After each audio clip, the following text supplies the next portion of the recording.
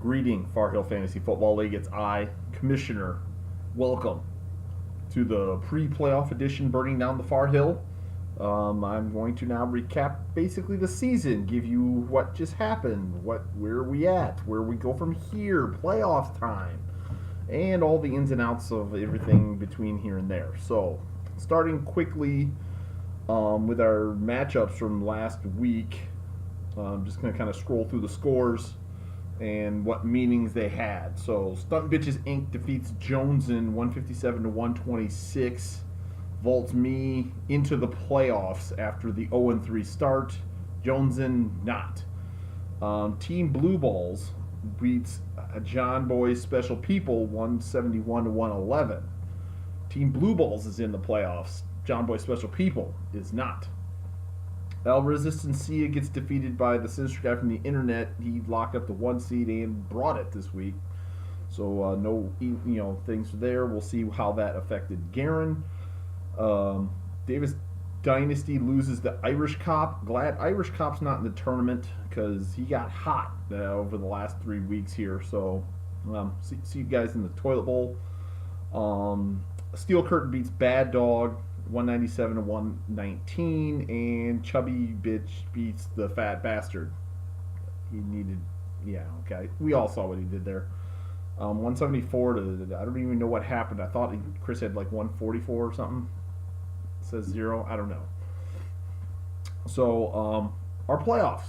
Here we are. Here is the seeding for all 12 spots. So, Sinister Guy from the internet, Intercontinental Champion, top seed, division winner of the Away Boys is our, simple there. 2 seed would be Jim, by way of a head-to-head win over Garen. So he is the Outlanders division champion, and then Garen wins the Homeboys division title. So there's your top 3 seeds right there. So Thomas, Jim, Garen. 4th seed is Roger by way of head-to-head win over myself. I am 5 by way of head-to-head win over Jer. Jer is the 6th seed. So Thomas, Jim, Garen, Roger, myself, and Jer are the 6 people playing for the championship. 7th seeded, or the toilet bowl goes as follows. The buys go to Nate and Chris at 7 and 8. By way, Nate beats Chris head-to-head, so Nate gets our top seed in the toilet bowl. Chris has a better division standings record over John Hauser to get the 8th seed and the second bye in the toilet bowl. So that leaves John Hauser as 9, John Hansen at 10, JJ 11, and Larry 12. So drafting for the 2018 draft order, the first 6 picks are locked in, so that will be top pick Larry, then JJ, then John Hansen, John Hauser, Chris, and Nate. So there's your top 6. The other 6 starts getting formulated as you lose in the championship bracket. Weekly pick'em winners here. We are done giving out the weekly $1 prize. Roger took week 13, so he actually picked up $5.50 throughout the season, or the 13 weeks here. $4 for myself, $1 for Jer, Chris, and John Hansen, and 50 cents for Jim. I have added all those amounts to your accounting, so those will be reflected on your accounting. I did that this morning, so that is there. We are still playing for the overall winner for the Pick'ems game, and it goes through week 17. So we got, 4 weeks ago? 14, 15, 16, 17. So 4 weeks ago for the weekly Pick'ems. Keep in mind that we have the week 17 challenge. So after all the championships have been decided, we'll play one more week. In week 17, highest score picks up $20 for yourself, or get your entry fee back. So be aware of that. Transactions are going to be locked after all players have kicked off for week 15. If I say that right. So 14, so 15. So then that ends all transactions. So there'll be no transactions for championship week, and then obviously no transactions going into the week 17 challenge. I say this every year. I'm going to say it this week, and I'm going to say it next week when it actually locks up. Prepare for the worst. If you're, like myself right now, I'm sitting on one quarterback. I can't assume Russell Wilson's just going to make it. I can't. He's going to flip out and he's going to get himself suspended for Week 16 if I'm going to need him. So prepare for the worst.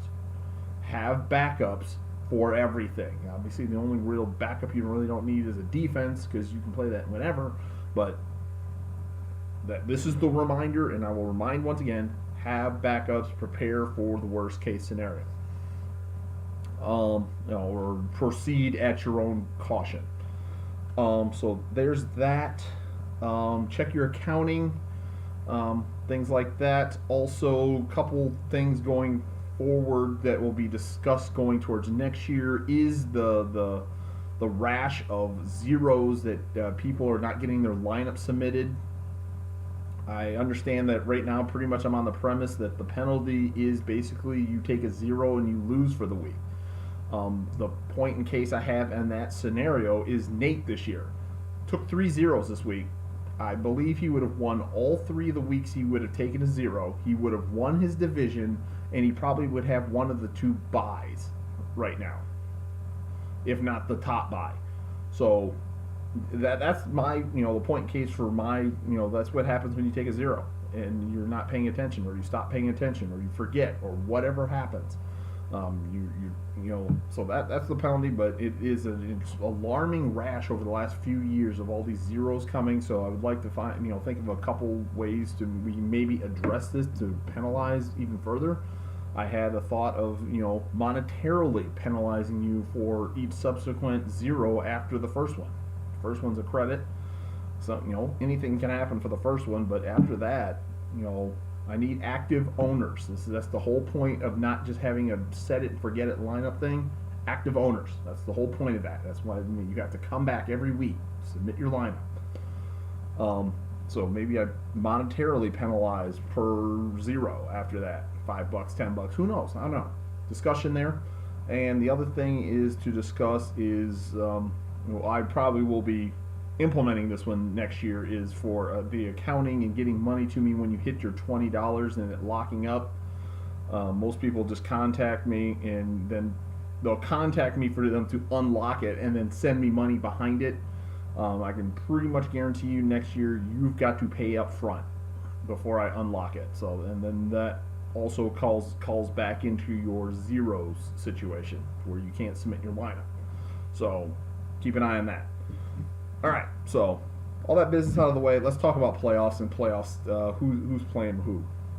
So, buys in the first round we have in the championship bracket Garen and Jim. Toilet Bowl is Nate and Chris. Here are your matchups everywhere else. Starting in the Toilet Bowl, we have the 12-seeded Bad Dog, or Larry, versus the 9th-seeded John Boy Special People. It's always a charmful matchup, to say the least. Then we've got the 11th-seeded Davis Dynasty versus 10th-seeded Irish Cop. Watch Irish Cop in that Toilet Bowl, you guys. I feel sorry for you guys. He is hot right now. So yeah, so there's those two. Davis Dynasty Irish Cop winner will face Nate, where Bad Dog John Boy Special People winner will face Chris. In the main championship bracket, we've got 3-seeded Garen El Resistencia versus the 6-seeded Team Blue Balls. At one point in time, these two made up the Team GAC. They are now going to battle out in the first round of the playoffs. The winner, we reseed in the championship bracket after the first round. So if Jer wins, he will face in the top-seeded Thomas, where if Garen wins, he will face the 2nd-seeded Jim. So that much is certain. And the other side, 4th-seeded Steel Curtain Roger versus 5th-seeded myself. I pretty much, after I lost to Roger back in week 3 to go 0-3, if I got myself righted, I figured I was going to see him again in some capacity. It's here, so we'll see what happens. Maybe, get that revenge trade game going. I don't know. So And then our winners depends on what happens over in that 3-6 matchup is where we'll be sent. I could, like I said, either one of us could go to either one of the two depending on who wins and what match. So there's that. Okay, dang, this thing's gone 10 minutes. Used up enough of your time. So that's pretty much it. We'll come back next week, go over the first round winners and things like that. Good luck, all. Out.